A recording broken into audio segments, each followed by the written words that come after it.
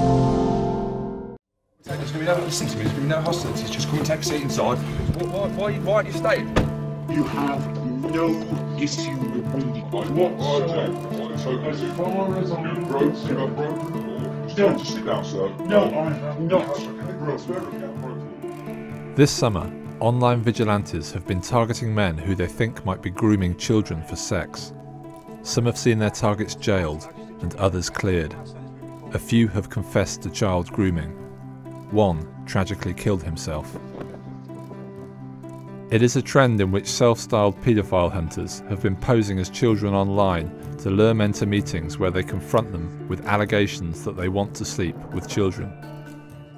Now, 2 men targeted by the hunters have claimed they were wrongly exposed and have described the destructive effect it has had on their lives. I was punched in the head about 3-4 times. It took about a couple of minutes. Did you fall to the ground? I did fall to the ground, yeah. I'm lucky, I'm alive.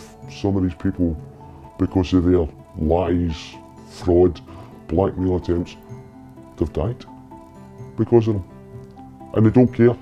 Vigilante groups such as this should not continue because they are creating risks they don't understand and have no capability to assess or manage. The vigilantes go by names such as Let's Go Hunting, Demon Hunter and Stinson Hunter. They've been operating in Staffordshire, Warwickshire and Leicestershire. The stings often start on an adult dating site, and at some point the vigilante reveals they are underage. Finally comes the face-to-face meeting.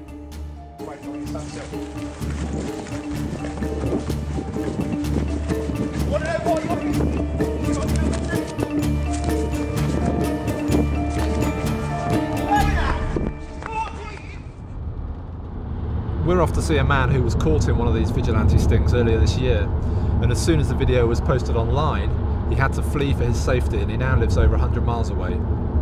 He's agreed to meet us in a motorway hotel. It's the kind of place that a lot of these stings have happened in the past. I'm a womaniser. Yeah, I've always been a womaniser. And I was on a chat site, talking to people, and I was talking to one individual, a lassie called Kat, just chatting about anything, nothing explicit, nothing sexual, nothing at all. I said to her one day I was going into town, then I was going to pop into the coffee shop. Do you want to meet? So I gave my number and off I pop into town. All of a sudden I got a text message. It says, by the way mate, she's only 15. I looked at it, clicked it off, and I got about 200 yards for the coffee shop. And this guy jumps out to me. He says, I'm Kat. I think we need to talk. He says, because you're not fucking paedophile. Right, why did you come here today? Why did you come to Costa outside town today?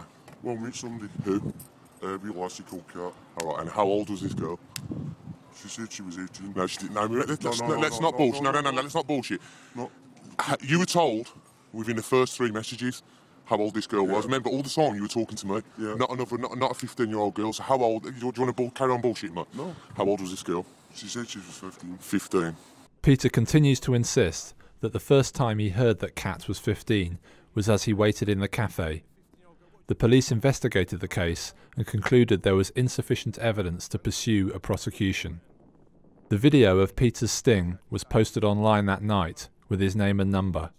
The messages flooded in. You effing paedophile, we're going to get you, we're going to murder you, we know where you live, we're going to brick you, we're going to burn you at your house. And I just panicked, absolutely panicked, and I got in the car and I drove north. About 2 weeks after the video was posted, my wife took an overdose. She took 40 plus tablets in a house, and she was in hospital for 4 days on a drip.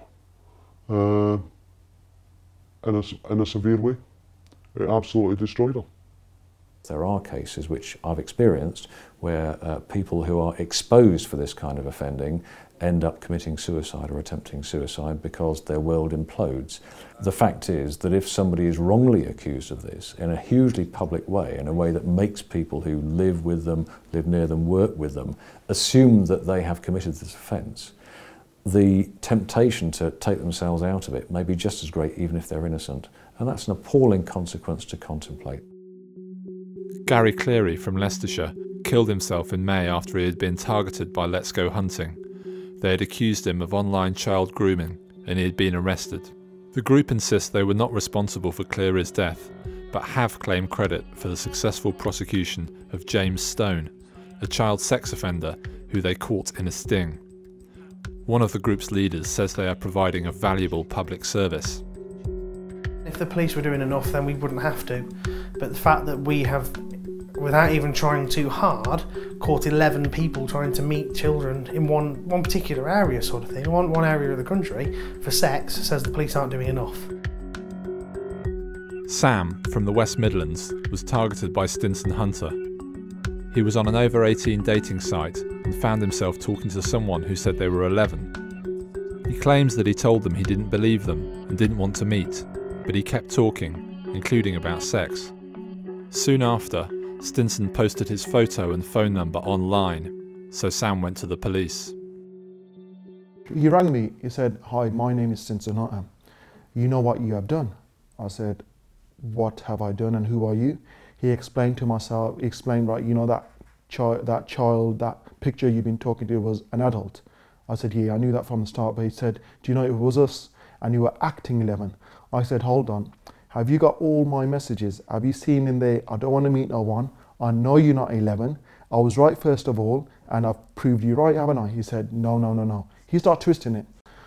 I got calls after about half an hour, swears, threats, you're a pedo, you're this, you're that, just because of the way he put me on the Facebook and what the words he used.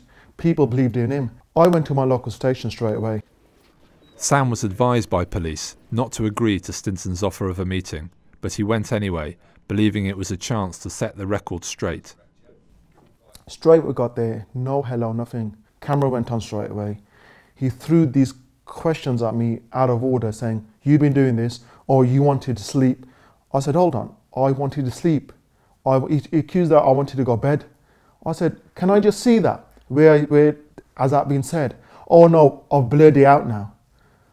And I said, hold on, at the start you told me come here and have a chat and it'll prove, you know, I'm here to sort things out and you're trying to make it worse for me. He put a lot of pressure on me. I just started crying. I thought, what have I landed myself into? That police officer was right at stage one. I got family here.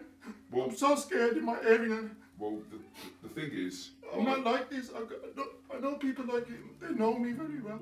West Midlands Police said that after thorough inquiries by specialist child abuse investigation officers, no evidence was found that Sam had committed any sexual offences. One detective told me that the majority of cases vigilante groups have passed the police do not constitute evidence of men grooming children. Stinson Hunter is the most prolific of the vigilantes.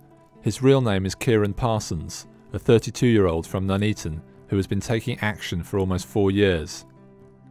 In a broadcast on one of his websites in August, he conceded that only a minority of his targets can be considered paedophiles. It is an illness, right? I might get shot for this.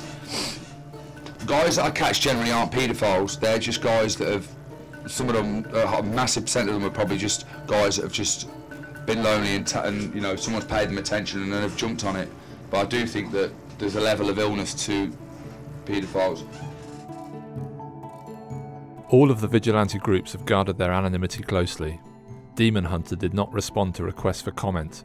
We contacted Stinson Hunter to put Sam's story to him and he declined to comment. Let's Go Hunting said it has closed down operations. Those vigilantes that have identified people wrongly, is there any action that the police can take against them?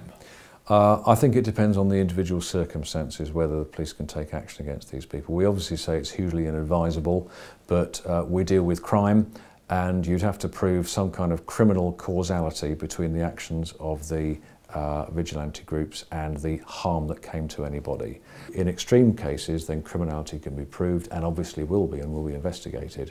But more generally, do we want to live in a society where people think they have the right, however amateurish, however blind to the risks they're creating, where people think they have the right to name and film and shame somebody online without the due process of law and justice? I just don't think that's where we want to live.